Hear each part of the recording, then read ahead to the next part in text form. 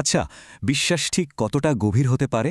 এতটাই কি গভীর হওয়া সম্ভব যে নিজের সবচেয়ে প্রিয় জিনিসটাও ত্যাগ করা যায়? নবী ইসমাইল আলাইসাল্লামের জীবন কাহিনী কিন্তু ঠিক এই প্রশ্নটাই আমাদের সামনে এনে দাঁড় করায়।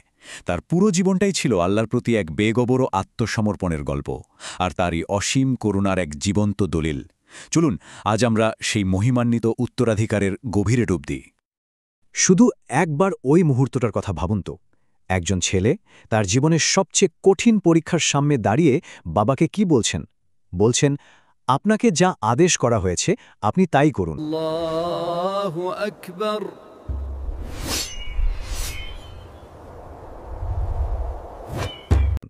এটা কিন্তু শুধু আত্মসমর্পণের একটা ডিক্লারেশন ছিল না, না একদমই না। এটা ছিল আস্থা আর ধৈর্যের এমন এক অবিশ্বাস্য প্রকাশ যা ইতিহাসের অন্যতম সেরা একটা ঈমানের গল্পের মঞ্চ তৈরি করে দিয়েছিল।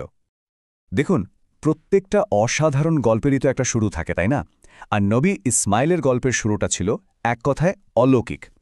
এর শুরু কিন্তু কোনো বড় ভবিষ্যৎবাণী দিয়ে হয়নি, বরং এর শুরু হয়েছিল একজন বৃদ্ধ বাবার তিক্ত প্রার্থনার মধ্যে দিয়ে।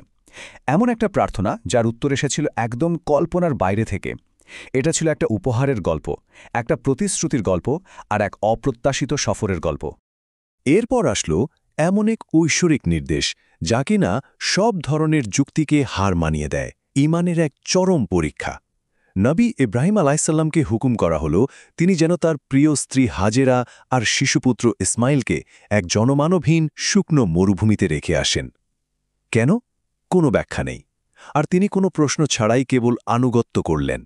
এই যে বিশুদ্ধ আত্মসমর্পণ আর এক অজানা ভবিষ্যতের দিকে যাত্রা, এখান থেকেই কিন্তু আসল পরীক্ষার শুরু। চরম হতাশার একটা মুহূর্ত, তাই না? কিন্তু ঠিক সেই সময়ে হাজেরা রায়ের বিশ্বাসটা যেন আরও উজ্জ্বল হয়ে উঠল। যখন তিনি বুঝতে পারলেন যে এই কঠিন যাত্রার নির্দেশটা স্বয়ং আল্লাহর কাছ থেকে এসেছে, তখন তার মুখ থেকে হতাশার কোনো কথাই বের হল না, বরং বেরিয়ে এলো পূর্ণ আস্থার কিছু শব্দ। তাহলে আল্লাহ আমাদের কিছুতেই ধ্বংস হতে দেবেন না, ভাবুন একবার। এই কথাগুলোই তো তার অটল বিশ্বাসের সবচেয়ে বড় প্রমাণ। মরুভূমি, আমরা সবাই জানি, খুবই কঠোর আর নির্দয় একটা জায়গা। যখন তাদের সাথে থাকা সামান্য খাবার আর পানি ফুরিয়ে গেল, তখন মা হাজেরা আর তার শিশু সন্তানকে এক মরিয়ার সংগ্রামে নামতে হল। এটা ছিল একদিকে তাদের ধৈর্যের পরীক্ষা, আর অন্যদিকে ওই জনমানবহীন প্রান্তরে আল্লাহর করুণার একটা চিহ্ন খুঁজে পাওয়ার এক ডেসপারেট চেষ্টা। এখানে আমরা একজন মায়ের ভালোবাসার আর আকুলতার এক জীবন্ত ছবি দেখতে পাই। নিজের সন্তানকে বাঁচানোর এক সহজাত তাড়নায় হাজেরারা সাফা আর মারওয়া, এই দুই পাহাড়ের মধ্যে পাগলের মতো ছুটতে থাকেন। একবার নয়, দুবার নয়, ৭ বার। তার প্রত্যেকটা পদক্ষেপ ছিল এক একটা জীবন্ত প্রার্থনা। তার এই যে ইচ্ছাশক্তি আর অটুট আশা, এটাই কিন্তু আজ ইসলামের অন্যতম পবিত্র একটা অনুষ্ঠান সাই হিসেবে অমর হয়ে আছে। আর ঠিক যখন সব আশা প্রায় শেষ, চরম হতাশার সেই মুহূর্তে ঘটল এক অলৌকিক ঘটনা। যে মাটিতে শিশু ইসমাইল কাঁদছিলেন, ঠিক সেখান থেকেই পবিত্র পানের একটা ঝর্ণা বইতে শুরু করল। জমজম কূপ, এটা ছিল ঐশ্বরিক করুণার এক সরাসরি নিদর্শন, যা ওই নির্জন উপত্যকাকে জীবন আর আশায় ভরিয়ে তুলল। আল্লাহর উপস্থিতি আর তার প্রতিশ্রুতির এক জীবন্ত প্রমাণ। Thank you, Allah. You have provided for us. আচ্ছা, এবার আমরা গল্পের সবচেয়ে কঠিন, সবচেয়ে চ্যালেঞ্জিং পর্যায়ে চলে এসেছি। নবী ইব্রাহিম আলাইসাল্লাম বারবার একটা স্বপ্ন দেখতে লাগলেন। এমন একটা স্বপ্ন যা তিনি বুঝতে পারলেন যে এটা আসলে এক অকল্পনীয় কঠিন ঐশ্বরিক নির্দেশ। তাকে তার বহু আকাঙ্ক্ষিত প্রিয়তম পুত্রকে কোরবানি করতে হবে। একবার ভাবুন তো, একজন বাবার পক্ষে তার ছেলেকে এই কথাটা বলা কতটা কঠিন। আমি স্বপ্নে দেখেছি যে আমাকে তোমাকে কোরবানি করতে হবে। এটা তো শুধু একটা বাক্য ছিল না, এটা ছিল ভালোবাসা, আনুগত্য আর ঈমানের আসল অর্থ কি তার এক হৃদয় বিদারক পরীক্ষা। এটা ছিল এক চূড়ান্ত আধ্যাত্মিক দোটানা। একদিকে ছেলের জন্য একজন বাবার তীব্র মানবিক ভালোবাসা, আর অন্যদিকে আল্লাহর পক্ষ থেকে আসা এক বেজোগাড় নির্দেশ।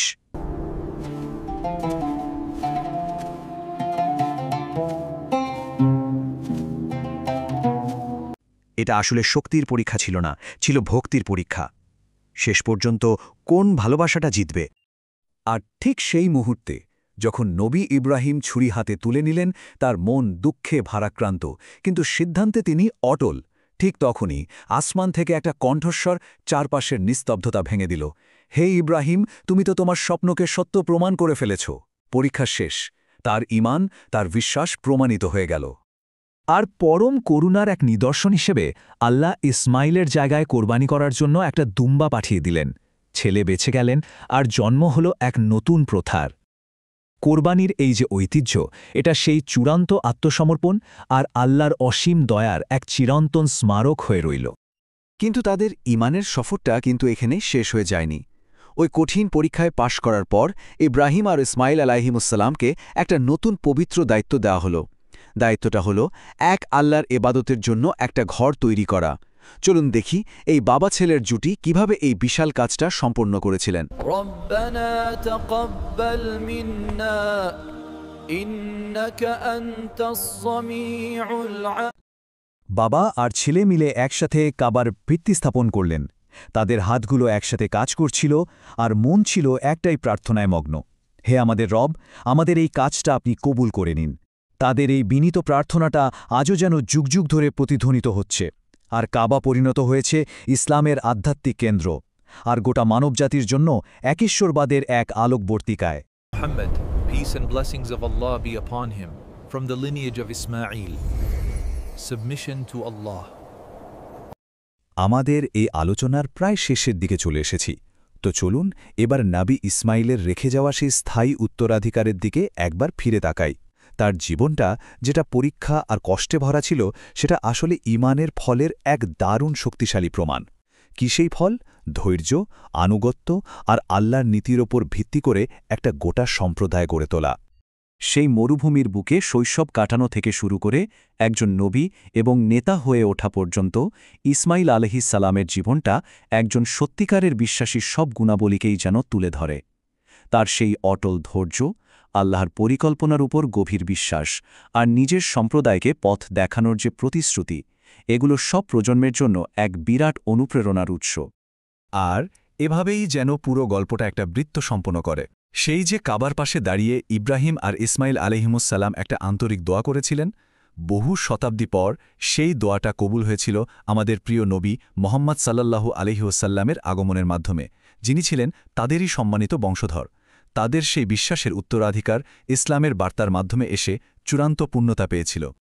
এই অসাধারণ আলোচনাটা শেষ করার আগে একটা প্রশ্ন রেখে যেতে চাই। ঈমানের পূর্ণতা কি তাহলে সত্যিই ত্যাগের মধ্যেই খুঁজে পাওয়া যায়? নবী ইসমাইলের জীবন কাহিনী আমাদের সবাইকে নিজেদের জীবনের ত্যাগের আসল অর্থ কী আর একটা মহান উদ্দেশ্যের প্রতি আমাদের নিজেদের আত্মসমর্পণের গভীরতা কতটুকু তা নিয়ে নতুন করে ভাবতে শেখায়।